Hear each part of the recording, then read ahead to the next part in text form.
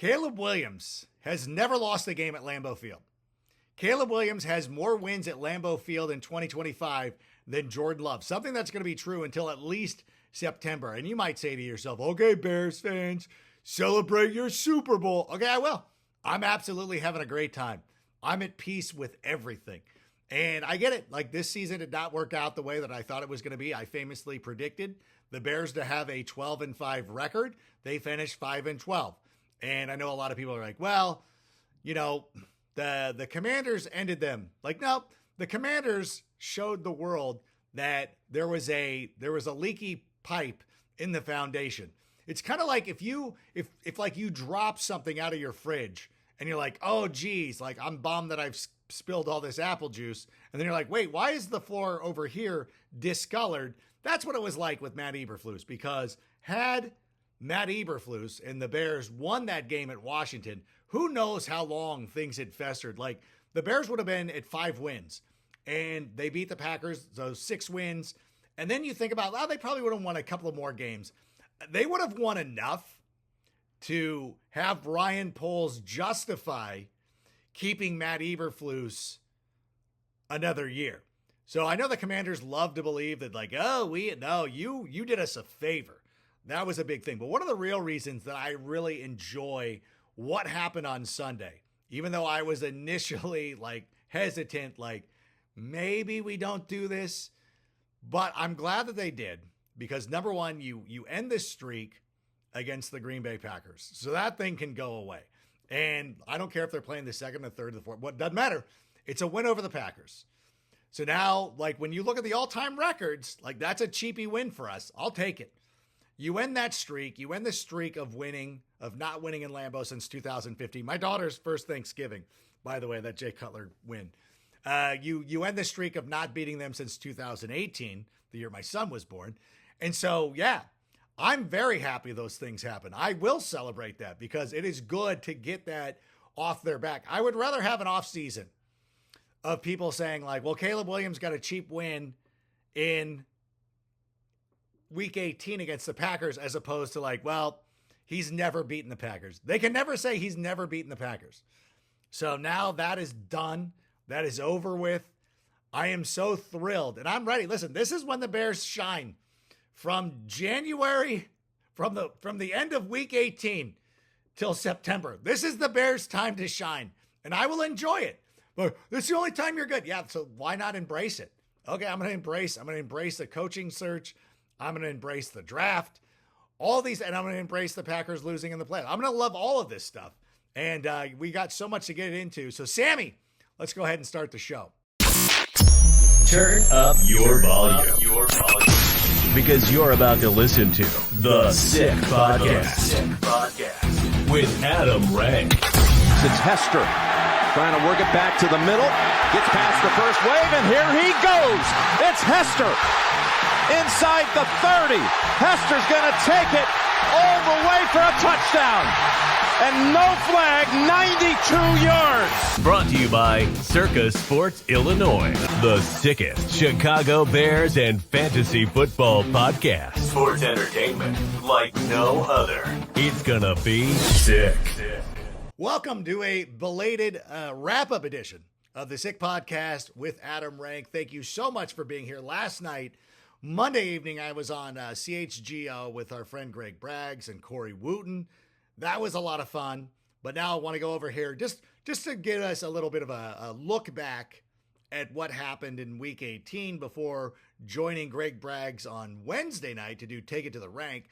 But I did want to take an opportunity right now to kind of sift through everything that happened on Sunday. Now, everybody's talking about the redemption of Cairo Santos, which is interesting because to me, this was more like a redemption for Caleb Williams, because Caleb Williams does not get credit for rallying the Bears against the Commanders twice, for the first time they played the Packers, for the rally against the Minnesota Vikings in the first game, the rally against the Lions on Thanksgiving. Like, everybody forgets that disastrous drive started on the inch line and Caleb Williams. So At worst, at the very worst, because you could argue that we weren't going to, perhaps we didn't deserve to beat the Vikings.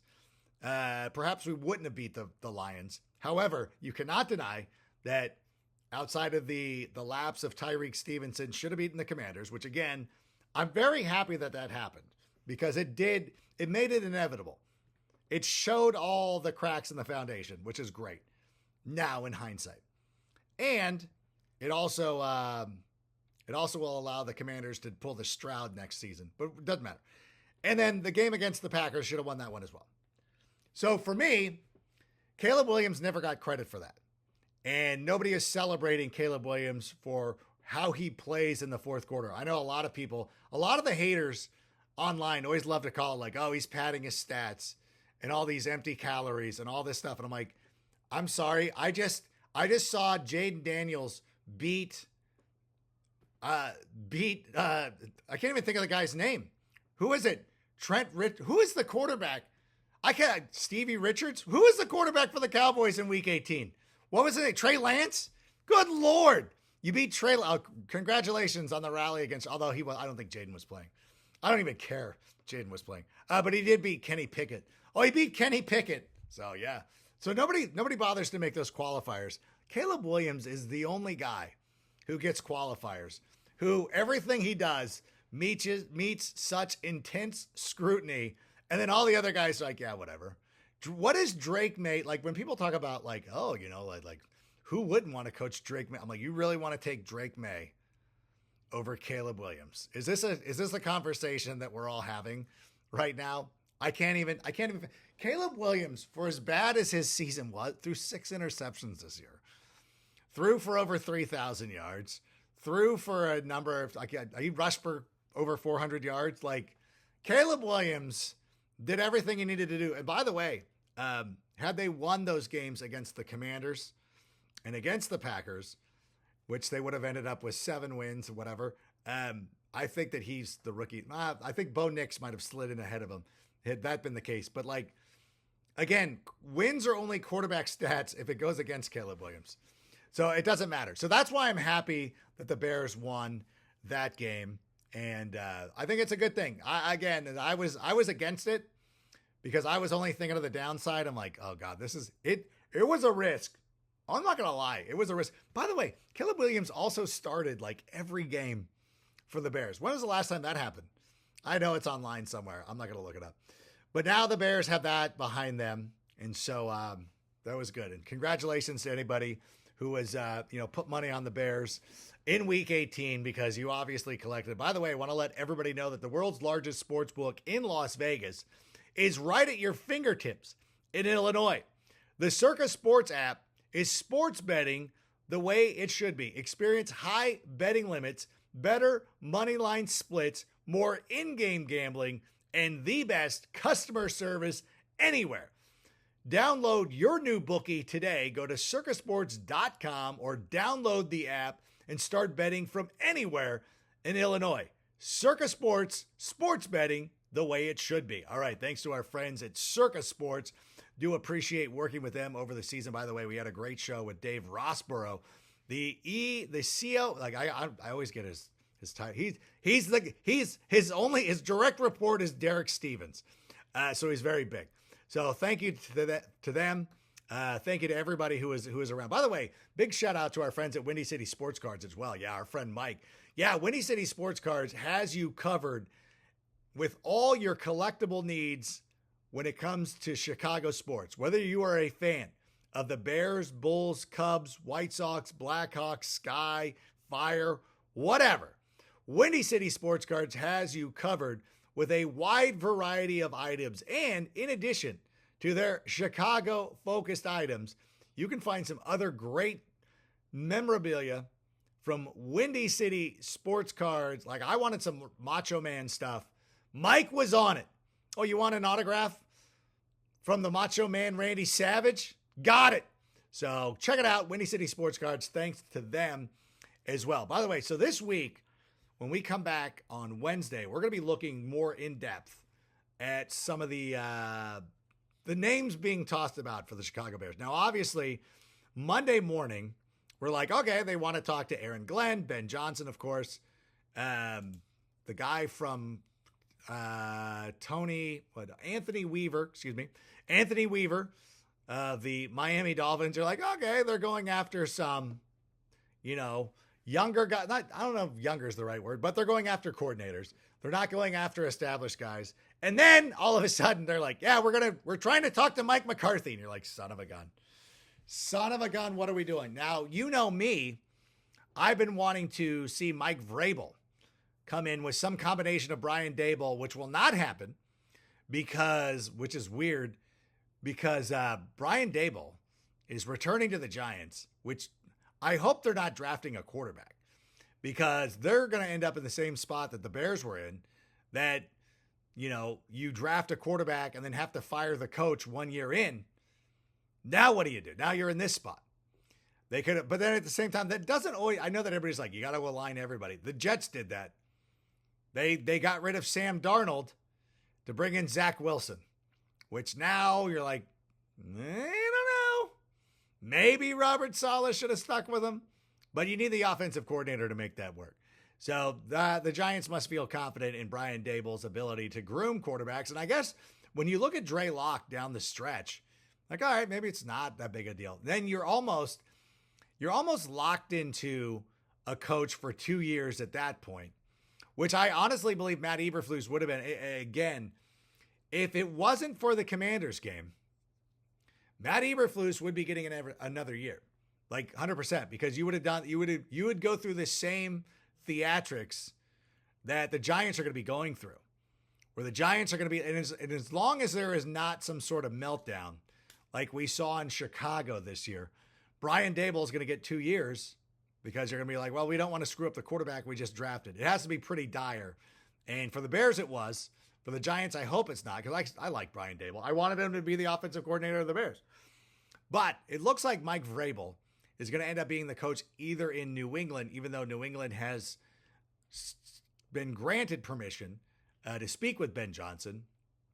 But Vrabel's going to the New England, or he's going to the Raiders. I think part of the reason Gerard Mayo is out is that it was assumed that Mike Vrabel was going to go to the Raiders to work for Tom Brady. But the Patriots are like, hey, what if we show up? What if we fire Gerard Mayo? So it'll be interesting to see what happens there. And I don't know, as I'm recording this, Antonio Pierce hasn't even been fired. So maybe this is Vrabel to the Patriots, which means the Bears are going to either go for a coordinator. I don't think Brian Flores, as much as we joke about it, and I don't hate the idea of Brian Flores as a candidate, but at the same time, do the McCaskies like the idea of it? He sued the league. I could see them shying away from that, which is the same reason why I don't think they'll go for John Gruden. I don't like Gruden. Gruden, listening to him talk at times, like, makes a lot of sense, but you're like, nah, dog. Like, what you did, like, I don't think the McCaskies are going to let fly. And, I mean, he did win a Super Bowl with Tony Dungy's team. So let's not get too crazy. Although I do want to bring up, and we're going to get into this more on Wednesday. Once we have a Betty, we got to stop. Like, we'll go a little bit deeper once we see, because there's a whole list. Like, the Bears are going through a whole list of names. My conjecture is that a lot of these guys are going to be Zoom meetings. Good to know you. And then they'll get it. Once you get the in-person visit, I think it's the time that you really need to start paying attention. Mike McCarthy. And, oh God, I'm looking at this tweet from Big Cat. He's like, for Bears fans' eyes only, do not comment or read if you're an opposing fan. And Greg Braggs and Kristen Tanis are the first two comments I can see. So, okay, we're adhering to it. I do not want it. He's not my first or second or third or fourth choice by a long shot, but I might have talked myself slightly into Mike McCarthy compared to some of the other choices. I would be out. That, to me, when we talk about, like, remember when they hired John Fox? This would be the John Fox thing. This would be idiotic on so many levels, which means the Bears are going to do it. No, I'm not that guy. But listen, I'm excited. I was sort of pissed for days. Now I'm back. I'm back on enjoying the postseason and looking forward to some great football and all that stuff and everything. But listen, Caleb Williams never lost a game at Lambeau. That's going to make me very happy to say over the next 9 months. Now, the Bears are playing at Lambeau in week 1 because the schedule makers will try to rectify that as quickly as possible. There is no doubt in my mind, Bears at Packers week 1, Lambeau Field, just so the Packers can get their win back. It's like a wrestling thing. Like, oh, we got to get our win back. Like, F off, Packers. Go lose in the playoffs and leave us alone. In any event, thanks so much for being here. If you didn't check out CHGO from Monday night, go watch that. We'll be back on Wednesday for Take It to the Rank. Till that time, bear down. And Sammy, go ahead and play us out. And that's a wrap. Hope you don't miss us too much until next time. Follow The Sick Podcast with Adam Rank on YouTube, Instagram, Facebook, Google Play, and Apple Podcast. Brought to you by Circa Sports Illinois.